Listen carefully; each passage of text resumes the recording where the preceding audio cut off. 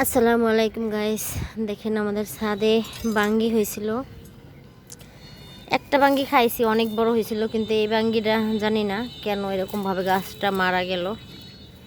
গাছটা এমনি হয়েছিল, কেউ লাগায় নাই, এমনি এমনি ছাদে হয়েছিল। পরে বড় বড় দুইটা বাঙ্গি হয়েছিল, একটা আমরা খাইছি আর একটা খালারা খাইছে। আজকে আবার এই বাঙ্গিটা হয়েছে, অনেক আশা করছিলাম যে বাঙ্গিটা বড় হইব, কিন্তু দেখেন বড় হইব কিভাবে, গাছটাই একবারে মারা গেছে। এখন এটাকে আমি ছিঁড়ে নিব, দেখবো যেটা খাওয়া যায় কিনা, ভিতরে বাতি হয়েছে কিনা। খুঁজে পড়ছে, এটা তরমুজ না, এটা বলো বাঙ্গি। দেখতে তরমুজের মতো ছোট, কাটি। বিসমিল্লাহির রহমানির রহিম। শক্তকে